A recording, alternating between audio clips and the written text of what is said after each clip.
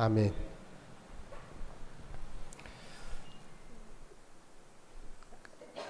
우리가 찬송을 하면 이렇게 악보를 보잖아요. 가사와 악보가 주는 의미들이 좀 다른 것 같아요. 저는 잘 몰랐어요. 저는 악보는 골치 아프고 가사는 의미와 내용이 좋으면 좋고 뭐 그렇게 받아들였습니다. 제가 선곡을 할 때도 악보를 보는 게 아니라 이제 가사를 보고, 물론 뭐 그렇게 하는 게 맞을 수도 있겠지만, 근데 악보가 주는 그 가운데 주는 깊은 어떤 의미들, 특히 이제 찬송 같은 경우에는 영적인 깊은 은혜들이 있거든요. 찬송 한 장 한 장이 그냥 되어진 게 아니더라고요. 아니 요즘 뭐 우리 젊은이들이 부르는 CCM도 마찬가지예요. 그 가운데 그걸 작곡한 사람들의 작곡은 악보잖아요. 작사는 가사인데, 참 이게 악보만 보다도, 가사는 듣지 않아도, 가사는 전혀 보지 않아도 악보만 이렇게 연주하는데도 마음의 감동과 심금을 울리는 이 느낌들이 있다라는 것을 저는 늦게 알았습니다. 왜냐하면 제가 너무 음악에 대해서 문외한이다 보니까. 근데 악보에 보면 사람들이 계속 찬양을 이렇게, 아니 그 뭐 곡을 이렇게 부르잖아요. 클래식 같은 경우에도 막 이렇게 하다가 어찌 보면 숨이 막힐 것 같아요. 근데 딱 어느 순간 되면 딱 쉬어요. 거기 보면 이제 악보에 숨표가 있어요. 그리고 또 쉼표가 있어요. 2분 쉼표, 4분 쉼표, 8분 쉼표, 16분 쉼표, 이렇게 쉼표가 있는 거예요. 잠깐이지만 다음 부를 마디를 보면서 쉬는 거예요. 그래야 노래를 끝까지 잘 유지하면서, 호흡을 유지하면서 잘 부를 수 있는 거예요. 우리 인생도 그와 같은 것 같아요. 악보와 같아요. 쉼표가 있을 때 쉬어줘야 돼요. 근데 막 우리는 막 냅다 달리는 것이 잘하는 건 줄 알고 끝까지 막 가는 그런 경우들이 있는 거예요. 근데 우리가 살아가는 인생길에 쉬면서 좀 호흡을 가다듬어야 돼요. 혹시 내가 이미 불렀던 그 마디에서 조금 이 리듬을 잃어버렸다면 그 잃어버린 박자를 되찾을 수 있는 기회가 바로 이 쉼표에 있는 거예요. 우리도 마찬가지입니다. 혹시 우리가 조금 후회되는 여러 가지 문제들이나 아쉬운 상황들이 있잖아요. 그때 마냥 지나온 세월들을 후회하고 아쉬워하고 포기하는 것이 아니라 새로운 기회를 엿보는 거죠. 우리 인생에도 그러한 쉼이 필요한 거예요. 그래야 끝까지 부를 수 있는 거예요. 근데 계속 부르면 쉬지 않고 악보대로 하지 않고 그냥 가면 나중에는 버벅버벅 하다가 노래가 즐거움이 아니라 고통이 될 수도 있는 거예요. 마찬가지로 우리 인생도 하나님이 우리에게 예비하신 즐거운 인생, 행복한 인생이 되려면 하나님이 우리에게 말씀하신 대로, 하나님이 우리를 다루시는 대로 쉬어야 할 때는 쉴 수 있어야 되는 거예요. 근데 문제는 뭐냐면 나는 쉬고 싶은데, 나는 적당한 때를 봐서 그렇게 하고 싶은데 나를 그렇게 내버려 두지 않잖아요. 사람들이 나를 내버려 두지도 않고 상황이 나를 내버려 두지도 않고 나를 계속해서 몰아가는 거예요. 그게 바로 우리 인생의 좀 문제점인 것 같아요. 코로나 때문에 휴가를 여러분 다녀오셨는지 모르겠습니다. 지난 주간 뭐 이번 주간 이렇게 해서 여러분들이 아마 휴가를 많이들 다녀오셨을 텐데, 휴가를 가도 왠지 마음이 무거워요. 몸도 무겁고. 갔다 와도 휴가를 다녀왔는데 더 피곤한 거예요. 왜냐하면 쉬지 못하고 내가 휴가 가서도 잘 놀아야 되겠다는 생각, 잘 보내야 되겠다는 부담감 때문에 거기 가서도 또 일을 하는 거예요. 그리고 내가 어디를 간다, 여행을 간다 했을 때 그 여행을 가려면 조건이 있잖아요. 조건. 일단 돈이 있어야 되죠. 돈이 있어야 숙박할 곳을 찾기도 하고, 또 어디 가도 요즘은 놀 곳도 없어요. 근데 제 경험으로 저는 시골에서 자랐기 때문에 계곡이나 맑은 물이 흐르는 곳을 좋아합니다. 바닷가보다는 선호합니다. 근데 그런 곳에 이제 그런 곳 찾아가려면 쉽지가 않아요. 왜냐하면 이미 막 좀 좋은 것은 약간 개발을 해서 막 텐트를 치고 사람들이 막 꽉, 그런 물도 그렇게 좋지도 못하고 깨끗하지도 못해요. 그런데 제가 아이들을 키우면서 경주에서 명당을 발견했는데 거기가 어디냐 하면요, 다리 밑이에요. 다리 밑. 여름에 다리 밑이 얼마나 시원하고 좋은지 몰라요. 경주에는 산에서 내려오는 이제 계곡물이 있거든요. 계곡물이 아니라 덕동호라는 곳에서 내려오는 물이 있는데 그 물이 거의 다 그때는 말랐더랬어요. 그런데 다리 밑에는 자갈과 바위들이 있는데 그 밑에서 물이 솟아오르는 거예요. 샘물같이. 그러면서 바람과 바람이 통하는 이 길이 되는 거예요. 그래서 다리 밑은 바깥에서 느끼는 것보다 바람이 훨씬 더 시원하게 붑니다. 제가 뭐 이런 이야기들을 하는 건, 우리가 생각할 때 어떤 조건들을 많이 걸잖아요. 휴가를 간다, 쉰다, 이렇게 할 때 이곳이 좋겠다, 저곳이 좋겠다, 그렇게 이야기를 합니다. 근데 어디가 좋겠어요? 우리 젊은 친구들한테 어디가 제일 좋은 여행지냐, 아니면 어디가 제일 좋은 쉼터가 되겠느냐라고 물으면 제일 좋은 곳을 찾겠죠. 여러분 7성급 두바이에 있는 그 호텔의 이름을 여러분 아십니까? 거기 가면 딱 호텔에 들어갈 때부터 서비스가 다르대요. 사람들을 복잡하게 뭐 프론트에서 뭐 언제 예약하셨어 이런 게 묻는 게 아니고 딱 객실로 안내를 해서 거기서 다 사인을 받고 한대요. 우리는 각자 나름대로 우리나라에 좋은 곳에 가잖아요. 설악산, 뭐 해운대, 경포대, 바닷가를 찾기도 합니다. 계곡을 찾는다면 강원도의 무릉도원을 찾기도 합니다. 계곡 좋고 물 좋고 아니면 뭐 바닷가에 가서 실컷 물놀이하고, 어쨌든 이 휴가철에 우리나라 삼천리 반도 금수광산이라 그러잖아요. 하나님께서 허락하신 좋은 자연들이 있어서 참 감사하기는 합니다만은, 근데 그 어디에 가도 우리에게 참 안식을 줄 수 없는 이유가 우리가 가진 부담들이 계속해서 남아 있는 거예요. 쉼터에서 쉬지 못하고 오히려 거기에서 더 일을 하고 있는 거예요. 그래서 베를린 대학에 재직하셨던 한병철 교수님이 피로사회라는 책을 썼어요. 그 책의 내용이, 주요 내용이 뭐냐 하면 우리 한국 사회, 특별히 현대 사회는 피로사회다라고 규정하고 있습니다. 그 교수님이 하시는 말씀이 학벌이나 직장이나 연봉 등이 현대인들의 삶의 목표가 되면서 사람들은 왜 열심히 살아야 하는지 그 이유를 잊어버렸다는 거예요.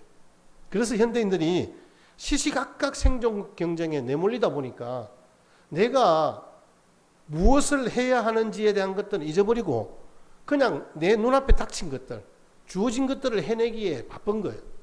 말 그대로 진짜 생존 경쟁이 되는 거예요. 내가 살기 위해서는 다른 사람이 어떻게 되든지 아무 상관이 없는 거예요. 그 옛날에는 뭐 회사를 위해서 충성한다 했지만 요즘 그런 것도 없잖아요. 내 개인이 살면 그걸로 끝인 거예요. 어쨌든 그러다 보니까 너무 우리 현대 사회가 피로를 가져오는 사회가 되고 말았다는 말씀입니다. 이 피로 사회 가운데 무거운 짐을 지고 살아가는 우리 현대인들이 누릴 진정한 쉼터는 혹시 어디 없을까요? 오늘 말씀해 보니까 그 쉼터가 여기 있다라고 우리에게 말씀하고 있습니다. 28절 우리 같이 한 번 더 보시겠습니다. 시작. 수고하고 무거운 짐진 자들아 다 내게로 오라. 내가 너희를 쉬게 하리라. 자, 대상은 수고하고 무거운 짐진 자들이에요. 자, 누구 보고? 다. 그리고 어떻게? 내가 너희를 쉬게 하겠다. 여러분, 이 세상에는 여러 가지 조건을 달고 사람들을 만납니다. 우리가 휴가를 가더라도 좋은 곳 가려야 합니다. 그리고 가성비 좋은 것을 찾습니다. 그리고 나한테 맞는 것을 찾습니다. 근데 내가 그렇게 간다고 해서 다 받아주냐? 그것도 아니잖아요. 말 그대로 그에 합당한 대가를 지불해야 되는 거예요. 조건이 있어요. 근데 예수님은 다 오라는 거예요. 이런 조건이 되는 사람만 오는 것이 아니라 다 오라고 하는 거예요. 그럼 어떻게 하겠다? 쉬게 해주시겠다. 우리 인생의 최고의 쉼터는 예수님이에요. 그 예수님께서 우리를 쉬게 해주시겠다. 여러분, 우리 시골에 원두막 같은 곳이 있잖아요. 사실 그 원두막이 요즘은 뭐 농막이라는 개념으로 바뀌기도 했는데, 그 원두막에는 여러 가지 역할들이 있습니다. 어떤 역할이 있냐 하면요, 일을 하시다가 너무 더워서 그 원두막에 가서 한잠 주무시기도 하고요. 원두막에 앉아서 아이들이 혹시 서리를 하러 오진 않는지 감시하는 망대도 되고 그렇습니다. 시골에서 그 원두막에 같이 놀았던 그런 기억들이 있습니다만은, 어쨌든 예수님께서 더위에 지치고 인생에 수고하고 무거운 짐진 모든 자들을 향해서 오라고 합니다. 그러면서 쉬게 하시겠다. 당신 자신이 쉼터라는 말씀이잖아요. 이 쉰다는 말씀의 그 원어가 아나파우신이라는 단어입니다. 이 아나파우신은 말 그대로 우리가 몸이 쉰다, 뭐 휴가를 간다 이런 개념보다는 영적인 휴식을 준다, 안식하게 한다, 에너지를 준다라는 그런 의미가 있습니다. 여러분, 우리의 삶의 모습 가운데 참 휴식을 누리려면 사실 거기에 내가 가서 내가 편해야 되잖아요. 내 마음이 안 편한데 어디 거기 가서 쉴 수 있겠어요? 그렇잖아요. 근데 우리는 정말 뭐 아까도 잠깐 언급했지만은 세계에서 제일 좋은 호텔을 간다. 거기에서 잠을 잔다고 내가 진짜 편히 쉴 수 있어요? 마음이 불편한데. 결국 거기에 지불한 대가가 얼마나 많습니까? 하루 숙박비가 100만 원, 200만 원 되는데 거기에서 어떻게 지낸단 말이에요? 내 마음이 불편한데 어디 거기에서 쉴 수 있겠어요? 많은 이들이 휴가철에 그렇게 금수강산을 찾아서 구석구석에 찾아갑니다. 국내든 해외든 가리지 않고. 그런데 마음이 상하지도 않고 후회하지도 않을 우리에게 꼭 필요한 쉼터가 어디냐? 오늘 성경은 그 쉼터가 다 내게로 오라 내가 너희를 쉬게 하리라 약속하신 예수님이 저와 여러분들의 최고의 쉼터가 되심을 믿고 의지하시는 복된 시간 되시기를 주의 이름으로 축복합니다. 그렇습니다. 예수님은요, 지치고 힘든 자 누구나 다 오라고 하십니다. 다시 한 번 더 띄워주십시오. 두 번째 단에 다 내게로 오라 그러잖아요. 수고하고 무거운 짐진 모든 자들은 다 내게로 오라. 너 내 말 잘 들으니까, 너는 이런 것들을 가지고 있으니까, 너는 착하니까, 너는 돈 많으니까, 너는 건강하니까. 아니에요. 예수님은 수고하고 무거운 모든 짐진 자들은 다 내게로 오라는 거죠. 여러분, 이 세상에 수고하고 무거운 짐진 자가 아닌 자가 누가 있습니까? 여러분, 우리 아이들 보십시오. 아니, 우리 애기 말입니다. 엄마 뱃속에 탯줄을 끊고 나오는 그 아기는 그때부터가 이제는 수고하는 거예요. 태 속에 있을 때는, 어미 태중에 있을 때는 엄마가 공급하는 영양분과 호흡을 다 할 수 있어요. 탯줄을 통해서. 근데 그걸 끊고 나오는 순간 숨 쉬는 것도 자기가 해야 되잖아요. 이제는 엄마 젖도 자기 힘으로 빨아야 돼요. 더 이상 어떻게 누가 해주진 않아요. 근데 여러분, 하물며 그 아이도 그런데 지금까지 인생을 살아온 저와 여러분들은 어떻습니까? 우리의 어떤 수고로운 짐을 지지 않는 사람은 이 땅에 아무도 없는 거예요. 무거운 짐지지 않는 사람들은 아무도 없어요. 오늘 주보에 잠깐 제가 이 485 여러분들에게 드렸지만은 우리 학생들은 학업의 짐이 있죠. 우리 직장인들은 직장에서 무거운 업무가 있죠. 힘들게 일하는 이 여러 가지 분야에서 일하는 그 사람 나름대로의 그런 힘든 상황들이 있다는 말이에요. 근데 그 무엇보다 저와 여러분들의 지금 내가 누군가 하는 거예요. 사람들은 그 사람이 어떠냐에 따라서 사귀잖아요. 요즘 우리 아이들이 결혼하지 않는, 청년들이 결혼하지 않는 가장 큰 이유가 뭔지 여러분 아시죠? 왜냐하면 혼자 살면 편한데 같이 살려고 하니까 그 사람하고 맞춰야 되고 또 그 사람의 조건이 나름대로 있으면 좋은데 내 마음에 안 드는 거예요. 나는 집 한 채 정도는 있으면 좋겠는데 여러분 나이 30에 대해서 어떻게 집을 한 채 가질 수 있겠습니까? 모든 사람들이 대기업에 다닐 수는 없잖아요. 그런데 우리는 그러한 여러 가지 것들을, 조건들을 충족시키기가 쉽지 않단 말이에요. 조건들이 있단 말이에요. 그런데 예수님은 우리에게 그런 조건 따지지 않겠다는 말씀이에요. 누구나 와서 쉴 수 있게 하시겠다는 말씀입니다. 주님께서 우리를 부르실 때 우리는 우리의 삶 가운데서 주님의 그 부르심만이 우리의 삶의 전부인 거예요. 그래서 주님이 우리를 부르시는 그 장면들을 이사야 선지자가 이미 우리에게 말씀해 주셨어요. 55장 1절 말씀입니다. 같이 한번 읽겠습니다. 시작. 오라 너희 모든 목마른 자들아 물로 나오라 돈 없는 자도 오라 너희는 와서 사 먹되 돈 없이 값 없이 와서 포도주와 젖을 사라. 다 나오라는 거예요. 근데 문제가 뭐냐면 사 먹으라 그래요. 여러분 우리가 사 먹으려면 돈이 있어야 되잖아요. 이거 조건이 아니에요. 돈 없는 자도 오라는 거예요. 그러면 왜 사 먹는다는 표현을 쓸까요? 우리가 당당히 돈을 지불하고 사 먹는 마음같이 떳떳하게 먹으란 말이에요. 왜? 예수님이 이미 지불하셨으니까. 예수님이 이미 우리의 모든 형편과 처지를 아시고 주님이 그 모든 값을 지불해 주신 거예요. 인생의 수많은 실패와 좌절을 딛고 살아가는 저와 여러분들에게 주님이 우리에게 그렇게 말씀하십니다. 수고하고 무거운 짐진 자들아 다 내게로 오라. 내가 너희를 쉬게 하리라. 돈 없는 자도 오라. 값 없이 와서 포도주와 젖을 사라고 말합니다. 아무것도 가지지 말고 네 모습 있는 대로 그대로 와서 포도주와 젖을 사라는 거예요. 마실 것, 먹을 것 내가 너희에게 제공하겠다는 거예요. 최고의 쉼터를 예수님께서 제공해 주시겠다는 말씀이에요.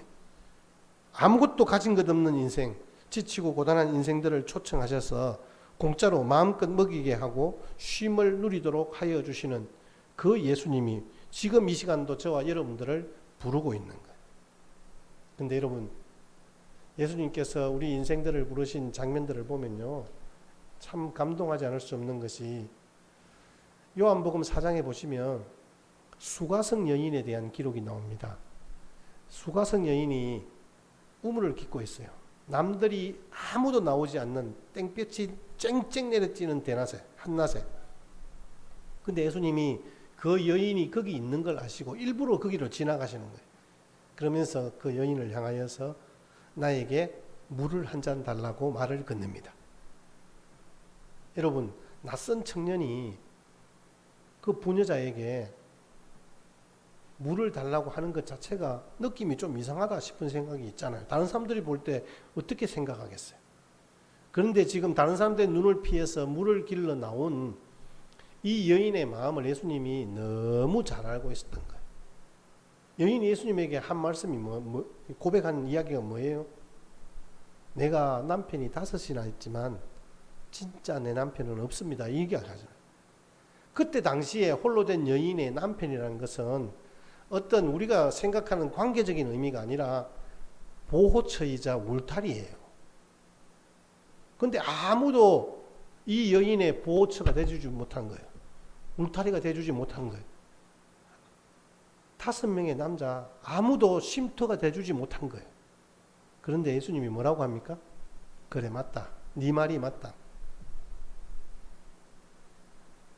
이 땅에서 의지할 이 참된 쉼터가 되어줄 리는 아무도 없다. 네가 지금 나에게 물을 한 잔 줬지만 이 물은 먹으면 조금 있으면 갈증이 난다. 하지만 내가 주는 물을 마시면 네가 가라지 않고 영생하리라 말씀합니다. 예수님께서 그 여인의 고통과 무거운 짐을 알아주셨습니다. 그 앞에, 그 사랑 앞에 이 여인이 무너지는 거예요. 그날 여인은 친절하고 섬세한 주님의 위로와 사랑 앞에서 참된 쉼터를 만나게 되었습니다. 물동이를 버려두고 마을로 들어가서 사람들에게 이야기합니다. 내가 행한 모든 일을 내게 말한 사람을 와서 봐라. 이 사람이 진짜 그리스도가 아니냐. 내 마음을 아무도 몰라주는데 지금 이 사람이 내 마음을 알아주고 내 마음에 참된 쉼터가 되어주신 이가 있다. 나의 모든 아픔과 지침과 눈물을 알아주시는 분을 만났다. 그분이 나의 진정한 쉼터였다. 그렇게 고백하는 거예요. 여러분 삭개오를 아시죠? 삭개오. 삭개오는 키가 작았다 그래요. 원래 삭개오는 레위 지파였습니다. 레위 지파는 어떤 사람이죠? 하나님의 성전 안에서 일하는 사람들입니다. 제사를 집전하든지 성전 기구를 다루든지 성막에 봉사하는 사람입니다. 그런데 삭개오는 거기에 들어가지 못했어요. 왜요? 장애인이기 때문에. 그때 당시에 키가 작았다는 것은 아마 소아마비를 앓았을 가능성이 많습니다. 그런데 어느 날 보니까 예수라는 청년이 있는데 이 사람을 만나면 내 마음의 갈급함이 채워질 것이다라는 나름의 기대를 하게 된 거예요. 이 삭개오는 자기가 살아오면서 남들에게 무시당하고 멸시당하면서 그것들을 나름대로 만회하기 위해서 다른 곳에서 참 인생의 쉼터를 삼았는데 그게 바로 권력이었습니다. 그래서 로마 제국이 이스라엘을 지배하게 되었을 때 백성들에게 세금을 거두는 세리가 된 거예요. 그 중에서도 세리장이 되었죠. 많은 세리를 거느리고. 그리고 이 삭개오는 자기가 생각할 때에 돈이 자기 인생의 쉼터가 될 것이라 생각해서 돈을 모았습니다. 사실 자기는 나름의 이스라엘 백성으로 레위 지파로 자존감이 있기 때문에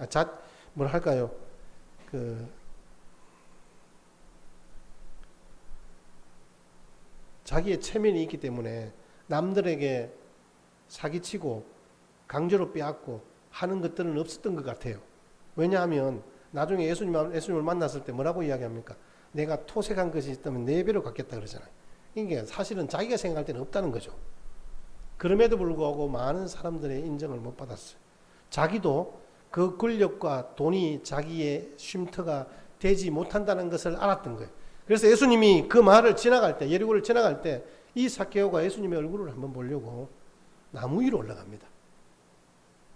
자기는 예수님 얼굴 한번 보면 좋은데 그걸로 그냥 만족한데 그 예수님이 그 군중들을 뚫고 자기 앞으로 뚜벅뚜벅 걸어오시는데 나무 위에 있는 자기를 보고 자기의 이름을 부르는 거예요. 어느 누구도 자기 이름을 부르는 걸 제대로 들어본 적이 없는데 자기도 자기 이름이 제대로 생각나지 않는 그런 인생을 살았는데 예수님께서 삭개오야 내려오너라. 내가 오늘 너의 집에 유하여야 하겠다.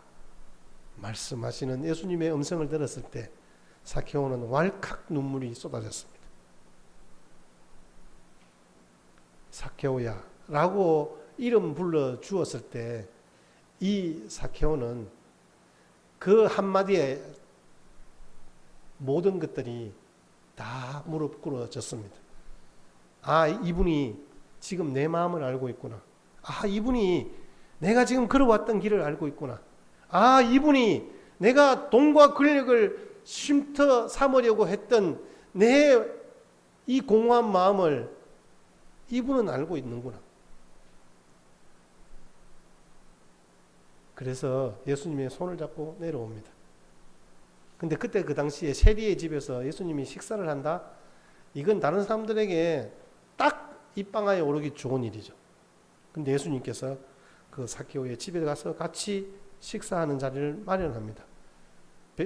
이 삭개오가 그 자리에서 예수님을 영접하고 예수님에게 앞으로의 남은 생이 예수님만 따르는 삶이 되겠다고 고백하는 장면이 나옵니다. 여러분, 바로 이 삭개오는 자기의 영원한 최고의 쉼터는 바로 예수님인 것을 이 삭개오는 깨달았던 것입니다. 여러분, 우리의 삶 가운데서 우리의 가진 것, 내가 추구하는 모든 것들이 혹 우리를 더 지치고 힘들고 고단하게 만들지는 않습니까? 우리 육신의 모든 피곤함과 지친 가운데 있는 인생들을 초청하시는 그 예수님만이 우리의 진정한 쉼터가 되시는 줄 믿음으로 고백하시는 저와 여러분 되시기를 주의 이름으로 축복합니다. 주님만이 우리의 쉼터입니다. 자, 그러면 우리의 쉼터이신 예수님을 우리는 어떻게 발견할 수 있을까요? 주님은 우리에게 이렇게 이야기합니다. 자, 29절 말씀 시작. 나는 마음이 온유하고 겸손하니 나의 멍에를 메고 내게 배우라. 그리하면 너희 마음이 쉼을 얻으리니. 주님이 우리에게 쉼을 얻을 수 있도록, 아니 내가 너희의 최고의 쉼터가 되어 주겠다. 그런데 너희들이 진짜 쉼을 누리려면 내게 와서 배워야 된다. 이렇게 이야기하는 거예요. 하하, 이거 또 아니 공부가 얼마나 힘든데요. 아, 피곤해요. 아니요, 예수님은요 지금 우리 보고 공부시키려고 하는 게 아니에요. 예수님은 내가 누구인지, 내가 너희들에게 주는 것이 무엇인지를 너희들이 좀 알았으면 좋겠다는 거예요. 그때 진짜 너희 마음에 쉼을 얻을 수 있다는 거예요. 자, 계속해서 30절 말씀 가죠. 자, 예수님은 시작. 이는 내 멍에는 쉽고 내 짐은 가벼움이라 하시니라. 여러분, 예수님께서 뭐라고 이야기합니까? 나는 마음이 겸손하고 온유하니, 겸손하고 온유하신 예수님을 배울 때 우리 가운데 내가 가지고 있는 멍에, 내가 가진 수고하고 무거운 짐이 나를 짓누르는 멍에가 되는 것이 아니라, 그걸 지고 가는 것이 아니라 예수님의 쉽고 가벼운 짐을 바꾸자는 말이에요. 예수님은 쉽고 가벼운 짐을 내가 너희에게 줄게. 네가 생각하는 그 무거운 짐 놔달라. 예수님은 그렇게 말씀하시는 거예요. 내 멍에가 아닌 나를 사랑하는, 그리고 내가 사랑하는 예수님께서 주신 멍에를 메는 거예요. 멍에의 원어가 쥐고스라는 단어입니다. 헬라어로 쥐고스인데요. 이게 연합이라는 의미입니다. 연합, 함께 매다라는 뜻이 있습니다. 함께 매다. 혹시 이게 시대적인 괴리가 있어서 안 맞을지 모르겠는데, 제가 어릴 때 그 상녀를 몇 번 매봤습니다. 아니, 어릴 때는 딱 한 번. 근데 이제 나이가 고등학교 때는 몇 번을 매봤습니다. 우리 동네에서는 옛날에 사람이 이제 장례가 나면 동네에서 장례를 치렀어요. 그때는 막 화려하게 막 종이꽃을 만들어서 상녀를 만들었거든요. 실제로 그 안에 이제 죽은 시체를 안에 넣고 그걸 짊어지고 가는 거예요. 근데 생각보다 무거워요. 상녀 자체가 굉장히 무거워요. 통나무로 이렇게 쭉 짜거든요. 보통 8명이 서요. 앞 뒤에 한 사람이 더 서면 10명이 서기도 하고요. 그래 어쨌든 8명이 칠고 가는데 앞에 이제 이렇게 종을 치면서 막 곡을 해요. 그럼 뒤에서 어이 하면서 따라가요. 제가 우리 시골에서는 그 장례가 났을 때 이제 돌아가면서 부조를 하거든요. 그래서 어떤 집이 장례나면 어떤 집에서 또 그렇게 하죠. 그 사람이 했으면 그 사람이 또 우리 집에 일이 나면 해주고 이렇게 상례를 매주는. 근데 그때 저희 아버님이 잠깐 출타를 하시고 또 하필이면 그 집이 우리 교회에 다녔는데 우리 동네뿐이 아니었어요. 우리 동네 바로 밑에 있는 작은 동네에 사시는 분인데 일찍 돌아가셨어요. 남편이. 그래서 남자가 없어요. 그러니까 부조를 할 사람이 없는 거예요. 자기가 안 나왔으니까. 그래서 교회 장로님하고 집사님하고 저하고 그리고 우리 동네의 친구들하고 이렇게 해서 하여튼 짝을 맞추었는데 제가 키가 제일 작았어요. 저보고 너는 매는 척만 해라 이렇게 하는 거예요. 저도 나름대로 힘은 있었는데 근데 가보니까 진짜 키가 작으니까 제 어깨에 걸치기만 한 거예요. 막 다른 사람들이 대신에 힘든 거죠. 왜냐면 다 키가 있고 덩치가 크니까 나는 키가 작으니까 내까지 오지도 않는 거예요. 끈을 맸는데. 여러분 이 예수님이 말하는 멍에의 의미가 그렇습니다. 이 멍에는 소를 일을 시키기 위해서 멍에를 치웁니다. 근데 사실은 소 위에다가 쟁기를 바로 끈을 묶으면 어떻게 될까요? 목이 졸리잖아요. 그래서 멍에를 만들어서 소가 일을 더 효과적으로 잘할 수 있도록 멍에를 씌우는 거예요. 근데 어쨌든 힘들어요. 그런데 그 옛날 유대 시대에는 꼭 일을 할 때 소 2마리를 결이 삼아서 짝을 지어서 일을 시켰습니다. 두 마리의 소가 끄는 거예요. 멍에를 함께 한다는 말은 그런 의미인데 궁극적으로는 그 소와 소 새끼가 같이 함께 갈 때를 이야기합니다. 그런데 어미소가 멍에를 맸어요. 그러면 그 송아지는 멍에를 맸다 하더라도 자기는 힘을 하나도 안 들이는 거예요. 엄마가 일을 다 해주는 거예요. 이게 바로 예수님께서 말씀하시는 멍에의 의미입니다. 당신이 지시는 그 멍에는 나의 수고하고 무거운 짐진 그 멍에라고 이야기하지만 예수님이 함께 해주시고 대신 져 주시겠다는 말씀입니다. 그래서 우리의 멍에는 힘들지 않습니다. 예수님께서 쉽고 가벼운 멍에라고 이야기하는데 쉽다라는 의미는요, 진짜 예수님이 가진 것 가벼운 것이 아니라 예수님께서 우리에게 짐지어 준 그 짐은요, 나에게 주신 최적화된 짐이에요. 나만 왜 그럴까? 나만 왜 힘들지? 아닙니다. 우리에게 주신 가장 최적화된 짐입니다. 여러분, 이게 바로 주님이 우리에게 주시는 쉽고 가볍다는 말의 의미입니다. 어느 날 새 한 마리가 하나님 앞에 불평불만을 드러놓았습니다. 하나님, 아니 내 작은 이 덩치에 이따만한 날개를 왜 2개나 달아놓으셨습니까? 무겁게. 그런데 하나님께서 뭐라고 말씀하십니까? 무겁지 그래. 그런데 네가 그 날개 때문에 날 수 있는 거잖아. 내가 너를 멀리 날게 하고 네가 갈 수 있는 곳에 가게 하기 위해서 내가 날개를 그렇게 2개나 달아놓은 거야. 저와 여러분들이 수고하고 무거운 짐을 지고 있는 우리의 인생길, 우리의 날개 때문에 지치고 힘들다고 생각하십니까? 내가 가진 어렵고 힘든 상황들이 있습니다. 이 상황 속에서 내가 어떻게 살아가야 할지 몰라 막막할 때 주님이 나의 멍에를 대신 져 주심으로 말미암아, 아니 쉽고 가벼운 주님의 짐을 저에게 주심으로 말미암아 우리에게 오히려 내가 무겁다고 생각한 그 날개가 짐이 아니라 내가 다시 한 번 더 도약하고 우리 인생을 살아가게 하시는 하나님의 은혜의 날개짓이라는 것을 깨닫게 될 때, 그것을 배우게 될 때 최고의 쉼터이신 예수님을 발견할 수 있을 것입니다. 말씀을 맺겠습니다. 여러분, 주님의 초청에 더 잘 응답하시기 위해서 우리의 인생의 항해 중에서 계속된 파도가 달려듭니다.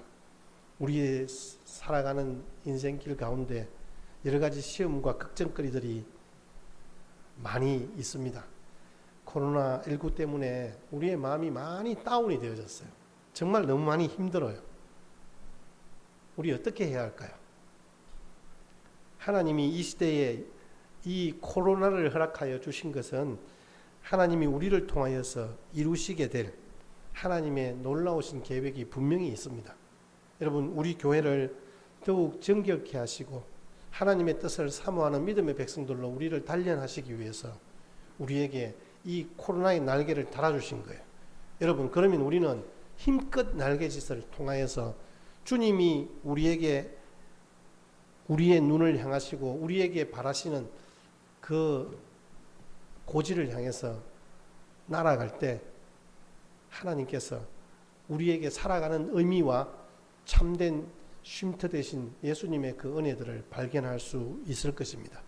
여러분들에게 제가 예시를 드린다면 우리가 지금 진행하고 있는 성경 필사 운동 같은 이 프로젝트가 오히려 주님의 마음을 깨달아가는 좋은 기회가 될 거라고 저는 생각합니다.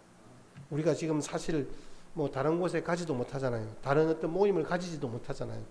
근데 이런 때일수록 하나님의 말씀을 깊이 사모하고 그 말씀, 그 옛날에 그들이 기록했던 그 마음이 우리 마음에 전달되어지면 우리 인생에서 최고의 쉼터 되셨던 그 예수님을 수가성 여인처럼 사케오처럼 우리도 발견할 수 있을 거예요. 왜냐? 우리가 그들이잖아요.